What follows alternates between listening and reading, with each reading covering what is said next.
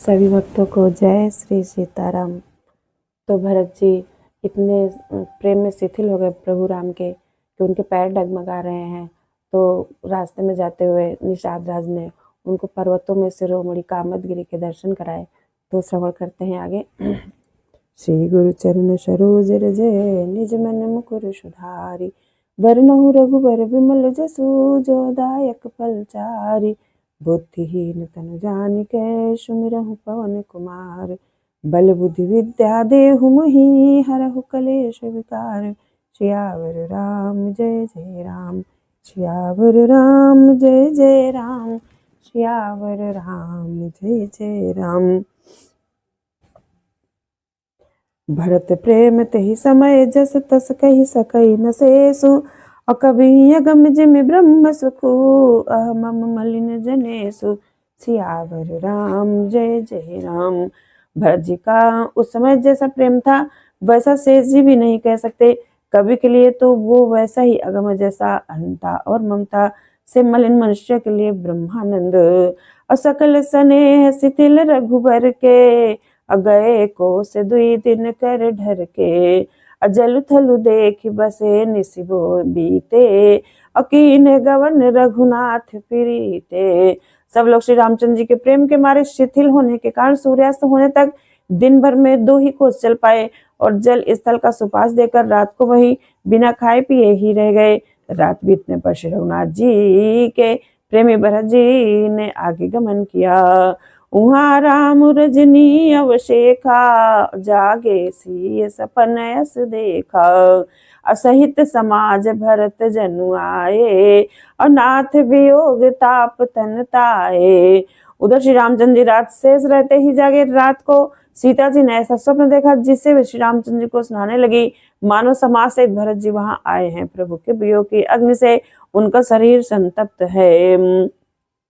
और सकल मलिन मन दीन दुखारी, देखी सासु आन अनुहारी। असुन सिय सपन भरे जल लोचन, अभय सोच बस सोच विमोचन। सभी लोग मन में उदास दिन और दुखी है। सासुओं को दूसरी ही सूरत में देखा। सीता जी का स्वप्न सुनकर श्री रामचंद्र जी के नेत्रों में जल भराया। सबको सोच से छुड़ा देने वाले प्रभु स्वयं लीला के सोच के बस हो गए। लखन सपन यह नीक न होई, और कठिन कुचाह सुनाई है कोई।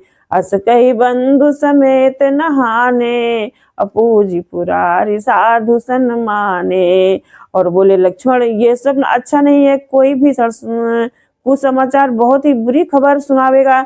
ऐसा कहकर उन्होंने भाई समेत स्नान किया और त्रिपुरारी महादेव जी का पूजन करके साधुओं का सम्मान किया।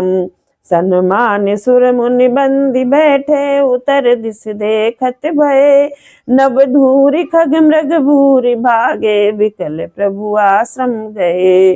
तुलसी उठे अवलोक कारण, काह चित सच कित रहे। यह सब समाचार की रात कोलन आई, ते ही अवसर कहे। देवताओं का सम्मान पूजन और मुनियों की वंदना करके श्री रामचंद्र जी बैठ गए। उत्तर दिशा की ओर देखने लगे। आकाश में धूल छा रही है। बहुत से पक्षी और पशु व्याकुल होकर भाग हुए प्रभु के आश्रम को आ रहे हैं। तुलसीदास जी कहते हैं कि प्रभु श्री रामचंद्र जी ये देखकर उठे और सोचने लगे क्या कारण। वे चित्त में आश्चर्य युक्त हो गए। उसी समय कोल भीलों ने आकर सब समाचार कहे। सुनत सुमंगल बैन मन, प्रमोद तन पुलक भर। शरद सरोरुह बनैन, तुलसी भरे स्नेह जल। सियावर राम जय जय राम। तुलसीदास जी कहते हैं कि सुंदर मंगल वचन सुनते श्री रामचंद्र जी के मन में बड़ा आनंद हुआ। शरीर में पुलकावली छा गई। शरद ऋतु के कमल के समान नेत्र प्रेमाश्रु में भर गए। अब बहुरी सोच बस बेसिय रवनु, अकारण कवन भरत आगवनु। एक आई यस कहा बहोरी, असेन संग चतुरंग न थोरी। सीता पर श्री रामचंद्र जी पुनः सोच के बस हो गए कि भरत के आने का क्या कारण है। एक ने आकर ऐसा कहा। उनके साथ में बड़ी भारी चतुरंगिणी सेना भी है।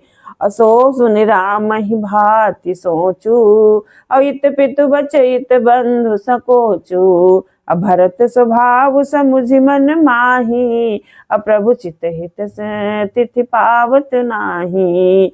ये सुनकर श्री रामचंद्र जी का अत्यंत सोच हुआ। इधर तो पिता के वचन और इधर भाई भरत का संकोच। भरत जी के स्वभाव को मन में समझकर प्रभु श्री रामचंद्र जी चित्त को ठहराने के लिए कोई स्थान नहीं पाते हैं। असमाधान तब भाया जाने, भरत कहे महु साधु सयाने। लखन लख्यऊ प्रभु हृदय खबारू, कहत समय समय नीति विचारू। तब यह जानकर समाधान हो गया कि भरत साधु और सयाने हैं तथा मेरे कहने में आज्ञाकारी हैं। लक्ष्मण जी ने देखा कि प्रभु श्री रामचंद्र के हृदय में चिंता है, तो वे समय के अनुसार अपना नीति युक्त विचार कहने लगे। अबिन पूछे कछु कहु गोसाई, सेवक समय न ढीठ ढिठाई। तुम सर्वाग्य शिरोमणि स्वामी, आपन समुझ कहु अनुगामी। हे स्वामी, आपके बिना ही पूछे मैं कुछ कहता हूँ। सेवक समय पर ढिठाई करने से ढीठ नहीं समझा जाता, अर्थात आप पूछे तब मैं कहूँ ऐसा अवसर नहीं है, इसीलिए मेरा कहना ढिठाई नहीं होगा। हे स्वामी, आप सर्वगुण शिरोमणि हैं, सब जानते ही हैं। मैं सेवक तो अपनी समझ की बात कहता हूँ। नाथ सुहृद सुठि सरल चित, शील स्नेह निधान।